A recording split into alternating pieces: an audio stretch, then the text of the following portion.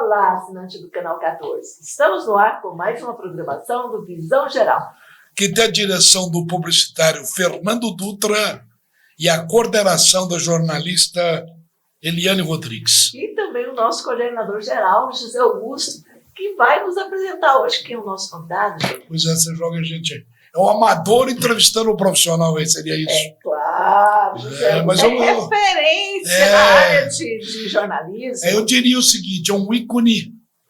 Eu diria também que é uma referência. Ele é um cidadão centrado, ético, muito bem articulado, comedido, uma referência, como você falou, assessor da Câmara Municipal de Anápolis, jornalista gabaritado, e eu vou te falar uma coisa, hein? A opinião dele vale demais da conta. Muito, é um prazer para nós tê-lo aqui no programa, Orisvaldo Pires, uma lenda viva do jornalismo anapolino. Zé Augusto, um abraço para você, para a Eliane, né, para o telespectador que está ligado aqui no Canal 14. É um prazer, uma honra poder participar do programa, né? Eu que adoro, né, o jornalismo, para mim depois de Deus, da minha família, dos meus amigos, é a minha maior paixão, né, que é o jornalismo. E eu fico muito feliz quando eu posso participar de alguma programação jornalística, não é? Mesmo nessa situação de dificuldade em sendo entrevistado, porque a gente costuma sempre estar do outro lado entrevistando, né? Então, eu como entrevistado, é a primeira vez que eu sou entrevistado num programa de televisão. Então, para mim, é uma novidade ser entrevistado.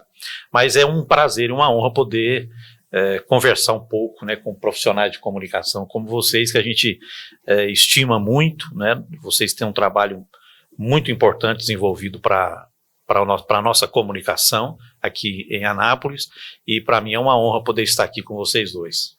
Na verdade, o meu caro jornalista Orisvaldo Pires, quem vai fazer o programa aqui é você hoje. Nós vamos tentar fazer alguma coisa. Agora, quem vai ser o âncora é ele, né? Com certeza, ele é um graduado. Né? Lógico, é lógico.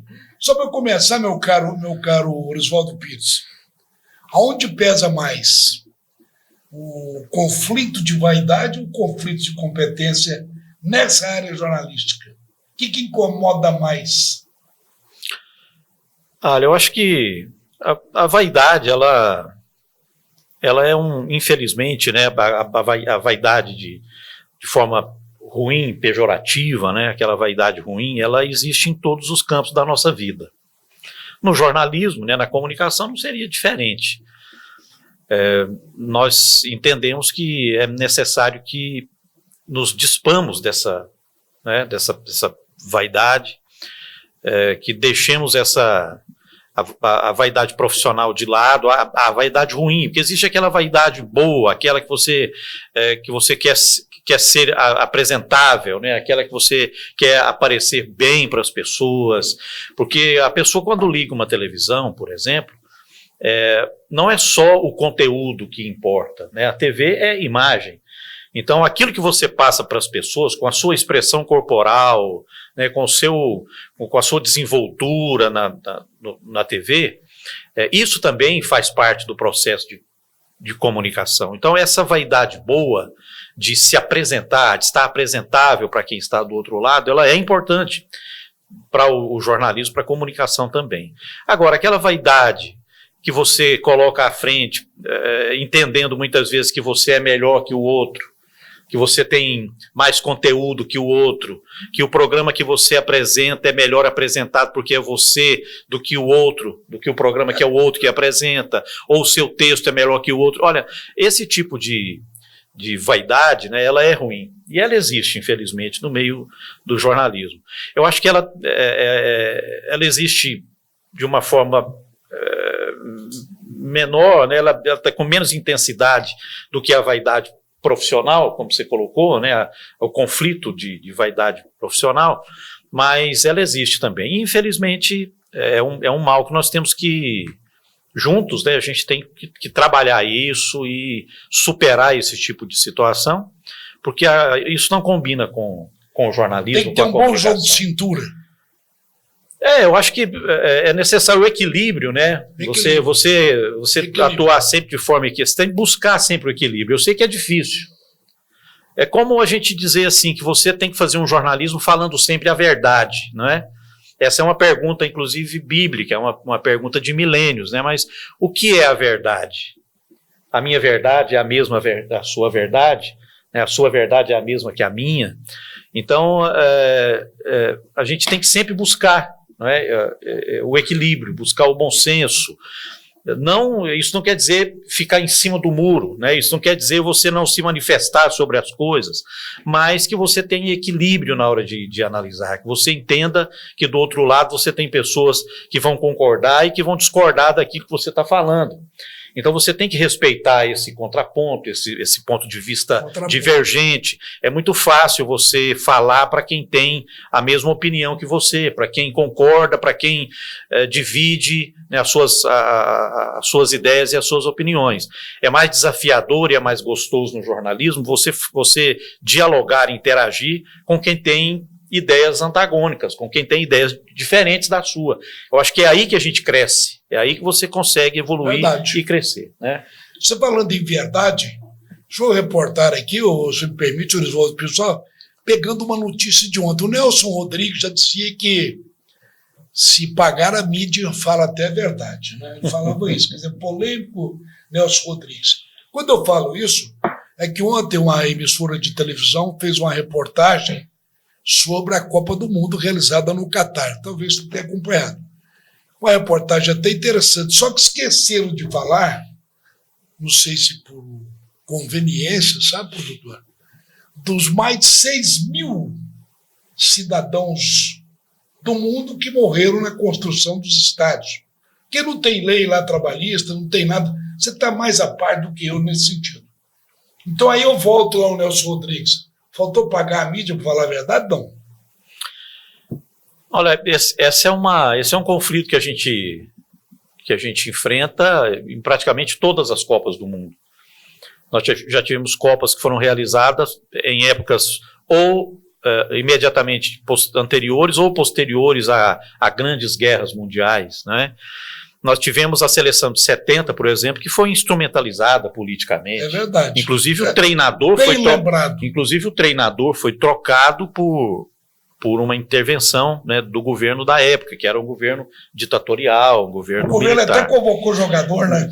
Desconvocou e convocou, né, jogadores. Há um entendimento, vocês já devem ter ouvido isso, né, há uma corrente que defende que o futebol, a Copa do Mundo, né, o futebol é o ópio, né, do povo, é usado politicamente para desviar a atenção de outras discussões políticas que acontecem, enfim. Esses conflitos nós acompanhamos em todas as Copas do Mundo, né? Há décadas. Há décadas. Nessa Copa do Mundo especificamente, né, ela já começou polêmica lá atrás, porque há também nos bastidores quem diga que o Catar comprou a Copa do Mundo. É verdade. Não é? Inclusive, dirigentes da FIFA foram presos por corrupção, foram afastados. Enfim, nós vimos toda essa situação desagradável que acabou acontecendo. Então, a participação da mídia em uma Copa do Mundo, e principalmente a mídia esportiva, hoje nem tanto, porque além da mídia esportiva, não é, nós já temos hoje um jornalismo no âmbito mundial capaz de, mesmo aquelas editorias de outras áreas, como política, como economia, não é, como segurança pública, editorias de outras áreas, elas já estão interferindo, elas já participam, ela acompanha, ela cobra, ela critica. Dá o seu pitaco. Dá o pitaco. Eu acho muito pesado quando dizem que a imprensa ela age pensando única e exclusivamente no ganho financeiro, só no dinheiro. É o Nelson Rodrigues que fala.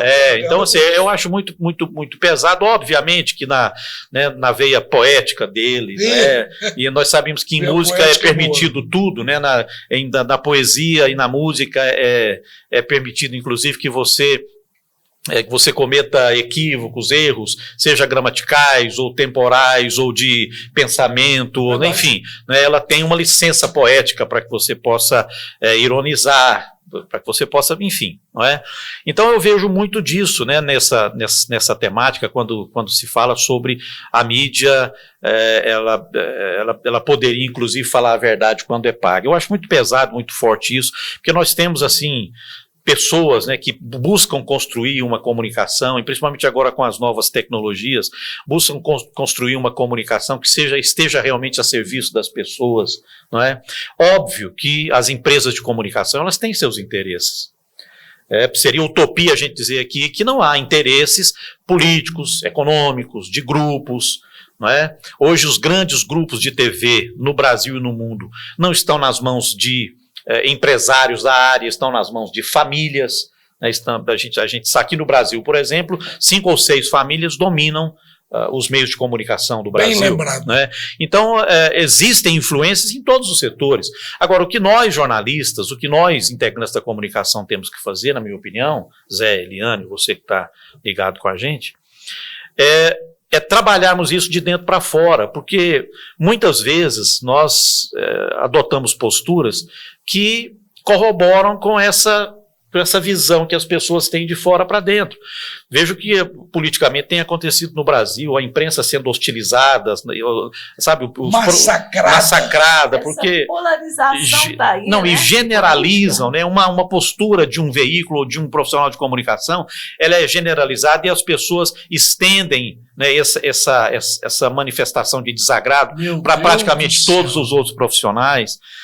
Eu percebo que nós temos um jornalismo forte no Brasil, temos uma comunicação forte, ela é uma comunicação social, ela é uma comunicação voltada para mostrar para as pessoas o que realmente acontece no poder, no entretenimento, na educação, na saúde.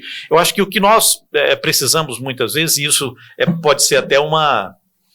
Eu posso estar falando aqui, mostrando aqui, né, uma incoerência por parte da comunicação, que muitas vezes talvez tenha dificuldade em mostrar, em se comunicar com as pessoas em relação ao que realmente acontece nos bastidores, o que realmente acontece, sabe? Às vezes o jornalista que é formado, você quando sai de uma faculdade, né, a matéria ética, por exemplo, ela está aflorada na sua cabeça.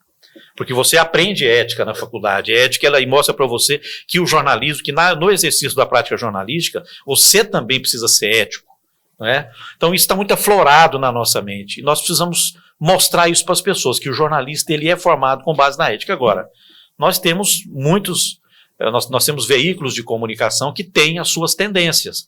E muitas vezes os profissionais que estão ali vinculados a esse veículo de comunicação, eles acabam tendo que adotar uma postura alinhada com a linha editorial que aquela empresa ela impõe, muitas vezes até sob pena de afastamento de um profissional. Não é? Bom, minha coordenadora, além dessa aula que ele está dando aqui hoje para nós, uma aula ética, uma aula de profissional, é bom que se diga, quando você é convidado, Orisvaldo Pires, para ir proferir uma palestra lá na faculdade, que você pega aqueles cidadãozinhos que estão ali sentados no banco escolar, futuros jornalistas, o que você prefere repassar para eles?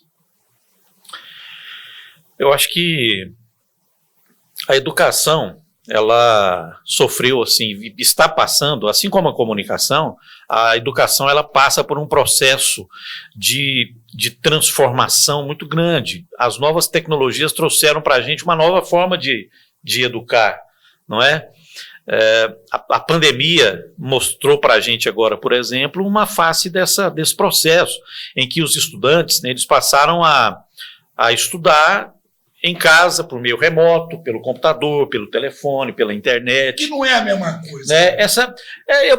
Eu percebo, Zé, eu vejo as pessoas falando, não é óbvio, não é a mesma coisa, porque uma coisa é você estar presente numa sala de aula, a outra é você estar na frente de um computador, Mas veja bem, olha o campo que você estando à frente, e eu acho que as duas coisas deveriam trabalhar em conjunto. Imagine você numa sala de aula presencial, com um professor, com um monitor, e você com o seu computador aberto, com o mundo inteiro para você consultar e servir, que essa consulta sirva de argumento para aquela discussão que você está fazendo em sala de aula. Hoje essa discussão é feita de forma virtual, né? Você pode reunir aí, e com uma vantagem, né? Você pode reunir uma sala de aula com 300 pessoas numa mesma aula, e você discutir, analisar os assuntos sob o aspecto virtual, e você não deixar de ter acesso a nenhuma informação importante daquela matéria que você está estudando. Então, essa mudança tecnológica na educação, ela transformou a nossa forma de educar. O professor, por exemplo, não existe mais dentro da sala de aula aquela coisa de o professor falar e o estudante só ouvir. Hoje, o processo de interação entre essas duas... O professor hoje ele é mais... Eu já vi, inclusive, palestras de professores, né, de mestres falando sobre isso. O professor hoje é um moderador. Ele funciona como moderador em sala de aula, porque o conhecimento, a informação, os estudantes já conseguiram buscar. Você, com um cliquezinho na internet, você já busca informação sobre tudo que você precisar.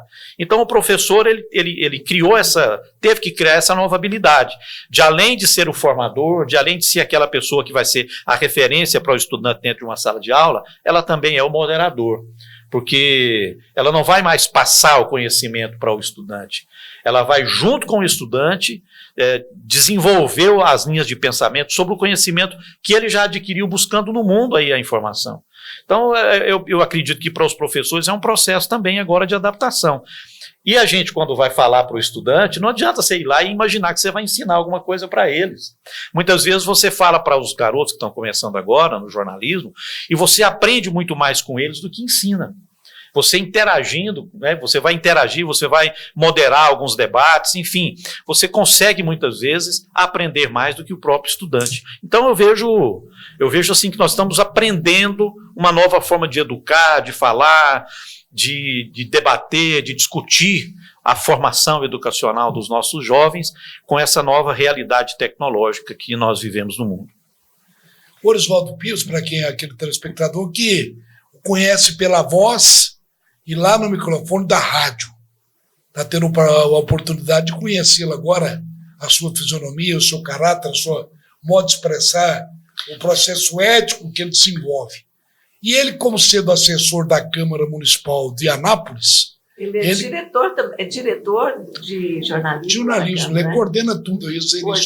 Ele coordena toda a matéria jornalística que é jogada no canal de televisão da Câmara, não é isso, Orisvaldo? Tem um canal. Também. Então, a pergunta é o seguinte, Orisvaldo. Ali você tem que fazer ouvido de mercador, você tem que ter jogo de cintura, você tem que apaziguar de um lado, moderador do outro, é por aí não? A comunicação institucional, né, de maneira geral, aqui a gente pode falar aqui sobre a comunicação institucional numa empresa, numa grande empresa, numa entidade, numa instituição, não é? Nós podemos falar da comunicação institucional, né, no meio político, no meio, né, administrativo. E, na verdade, quando você pratica, nós temos que separar duas coisas. Uma coisa é você desenvolver um trabalho de assessoria de imprensa e de comunicação para um político, para um mandato especificamente. Você vai trabalhar informações que promovam e que clareiem os atos, as atividades de um determinado político, né, de uma personalidade da gestão pública, enfim. A outra é você trabalhar institucionalmente a informação de uma instituição, de maneira global. No nosso caso, a gente trabalha a comunicação institucional da Câmara. De um poder. É do poder, né? Então, assim, é uma coisa ampla. Isso é mais importante, isso. É uma coisa ampla. E eu acho que o princípio que nós devemos ter na prática, primeiro você precisa ter uma qualificação adequada para fazer esse trabalho. Não, é um trabalho especializado. Ela exige uma especialização. Não é qualquer leigo, não. Não, ela exige uma especialização. É necessário que você tenha qualificação para desenvolver esse trabalho, porque ele é específico, ele tem particularidades, né? Que é a comunicação institucional no meio público, no meio político. Então é necessário que você haja dessa forma. E para além dos seus princípios éticos, morais, humanos, né, é necessário que você também atenda aos princípios que a própria legislação ela exige para você, exige de você, não é? Que são os princípios constitucionais. O princípio da transparência, da publicidade, né, da impessoalidade, você tem que trabalhar visando a economicidade. Então, quando você lida com a coisa pública, você está lidando com os interesses de milhares ou milhões de pessoas, que, na verdade, você está prestando um serviço na área de comunicação para uma sociedade. Então, é uma coisa assim, extraordinária. Eu tenho assim, uma visão muito bacana sobre a comunicação na política, porque ela oportuniza para a gente, né, você esclarecer as pessoas, informar, dar transparência daquilo que acontece no setor público. E hoje, aqui na Câmara de Anápolis, a questão da transparência, né, da retidão, de você desenvolver uma coisa com qualidade para a comunidade, ela é exigida, né, pelos gestores da Câmara Municipal, pelos vereadores, enfim. Então a gente percebe que a gente pode trabalhar uma mudança de pensamento, porque infelizmente há um pensamento formado, né, um preconceito, né, no pensamento formado aqui fora, ou fora do setor público, de que lá dentro, não é, o servidor muitas vezes não trabalha, o servidor é isso, o servidor... Mas quem hoje, e vocês talvez tenham essa oportunidade. Quem hoje está dentro do setor público, na prefeitura, na Câmara, na Assembleia Legislativa, na Câmara Federal, vai perceber dentro do setor de comunicação um processo de qualificação muito grande. Hoje se exige qualificação. Não é mais um apadrinhamento, né, aquela coisa. Você precisa ter qualidade para poder exercer esse trabalho. Eu acho que além da gente poder fazer jornalismo, nós também temos uma possibilidade de colaborar, de ajudar, de auxiliar, de devolver à comunidade aquela expectativa que ela tem de todos nós, né, enquanto estamos exercendo uma função pública.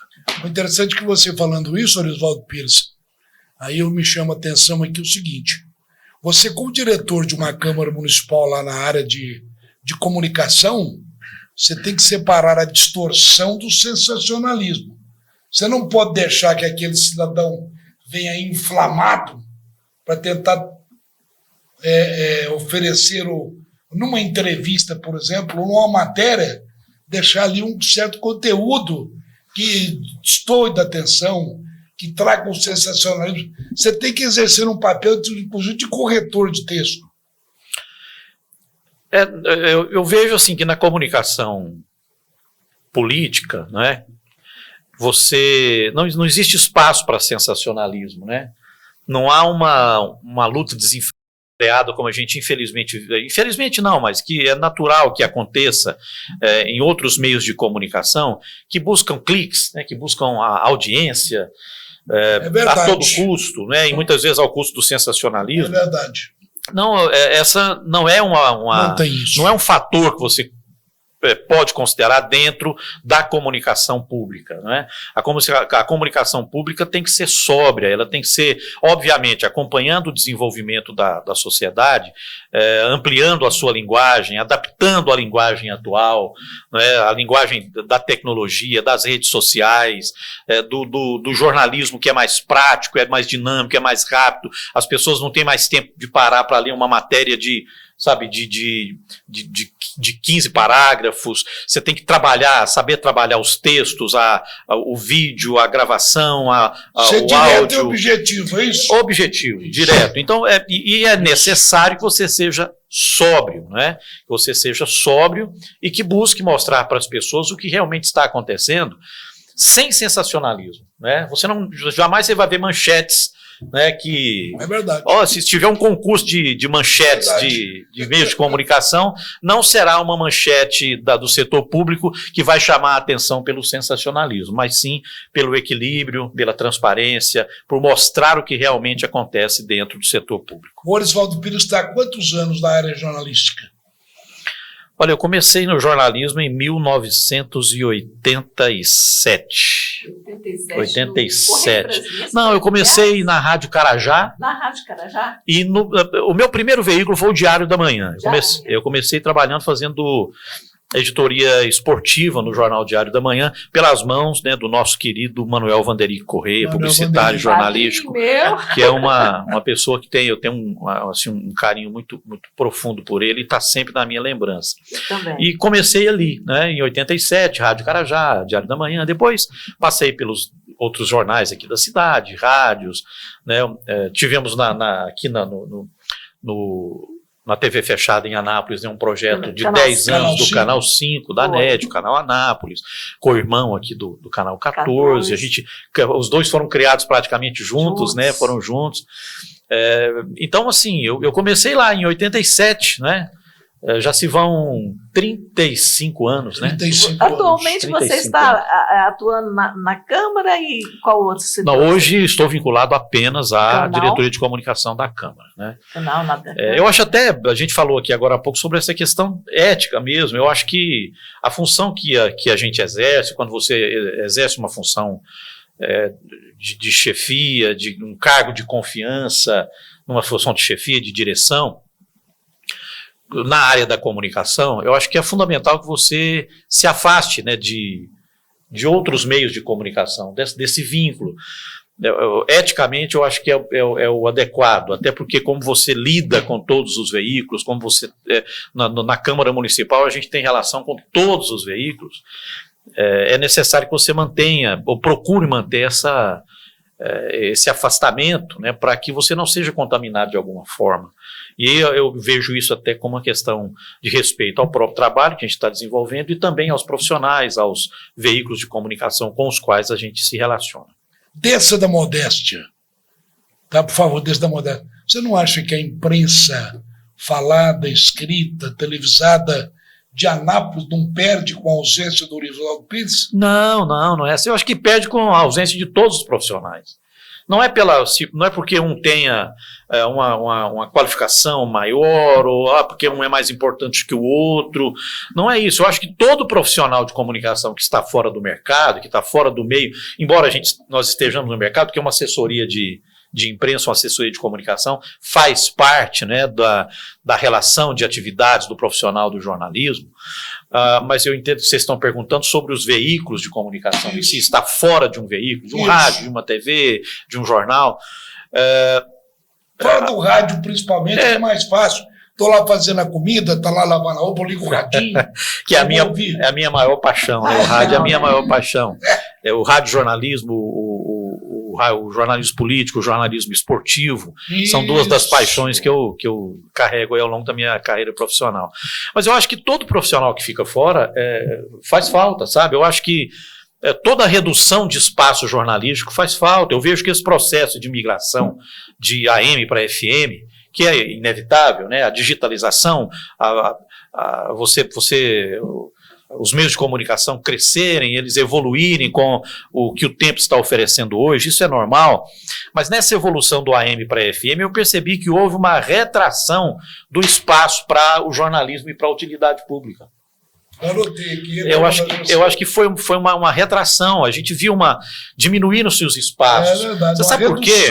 A minha visão é o seguinte, não é fácil você fazer jornalismo ou jornalismo esportivo numa emissora de rádio, numa emissora de TV, num jornal, porque é um segmento especializado e ele demanda tempo, demanda equipe, demanda custo. Custo é alto. Custo é alto, não é um custo baixo, é um custo alto. Então, para você fazer um investimento desse, eu sei que é um investimento mais alto, mas o retorno social, o retorno ele é grande, ele é enorme. Mas hoje nós vivemos num mundo, obviamente, que nós vivemos num mundo capitalista, né, e obviamente as contas, né, A tabela de Excel, ela fala mais alta às vezes. Conta né? chega. Então, assim, Conta chega. hoje você investir em jornalismo, nos meios de comunicação, é uma atitude de coragem, de arrojo. Eu acho que investe nessas áreas quem realmente tem essa capacidade de arrojo, de coragem, e visualiza lá na frente o retorno social que essas áreas trazem para a nossa comunidade. Pois é, mas eu particularmente, se me permite, o Orisvaldo Pires, o Orisvaldo Pires, eu ouvi o Orisvaldo Pires falar isso, ó. A gente já não ouve mais. Eu ouvi o Arnaldo Japur falar isso, ó. A gente já não ouve mais. O Boixá falar isso, a gente já não ouve mais. Então essa falta do Orisvaldo Pires, eu lá lavando meus trenzinhos lá com o radinho ligado, sabe? E o Orisvaldo Pires opinando, não tem mais. Eu quero te falar aqui, não tem mais. A gente convidou o Orisvaldo, nosso tempo já está estourado, né? Eu falei que ele ia dar uma aula aqui e acabou dando uma aula. Uma aula para nós aqui. Inclusive, quando eu fiz o término de curso de faculdade, a gente falando sobre a ética, eu nunca esqueci da entrevista que ele passou para nós na faculdade. Tá vendo? É a moral, nunca esqueci daquela entrevista. Tá vendo?